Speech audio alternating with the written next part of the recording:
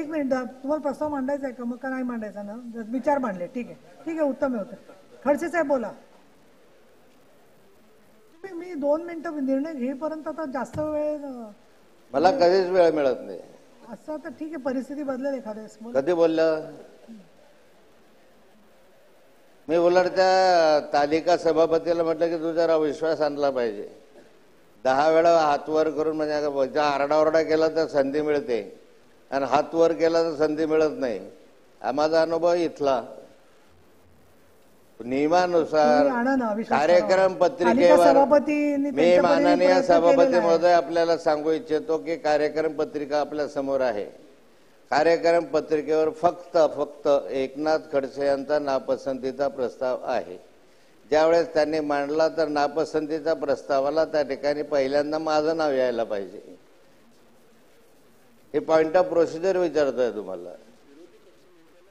विरोधी पक्षनेत्याला मान आहे, सन्मान आहे, त्याच्याबद्दल अजिबात माझी काही हरकत नाही.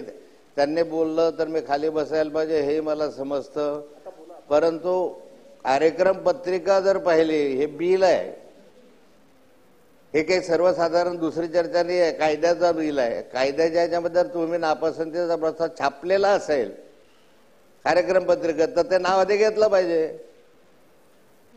ते माझा अधिकार आहे, हा माझा अधिकार आहे. या ठिकाणी ती काही संधी द्यावी हा काही उपकार नाही आहे. तुम्ही पूर्ण करा आणि असं दरडावल्यासारखं बोलायचं नाही सभापती. हो, विचारा तुमच्या सेक्रेटरीना माझा अधिकार आहे की नाही. नाही, तुमचा अधिकार आहे, पण याचा अर्थ परत परत परत परत परत परत तेच बोलायचं असं नाही. पुढच्या मुद्द्यावर परत परत काय बोललो मी? पहिल्यांदाच मोशन मांडा, तुमचा प्रस्ताव मांडा, मुद्द्यावर आहे. मला भरपूर मांडायचं आहे, काय हरकत नाही.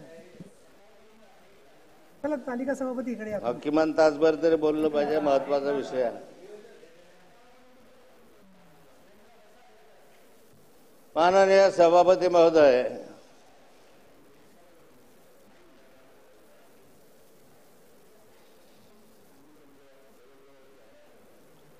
महाराष्ट्र सार्वजनिक ग्रंथालय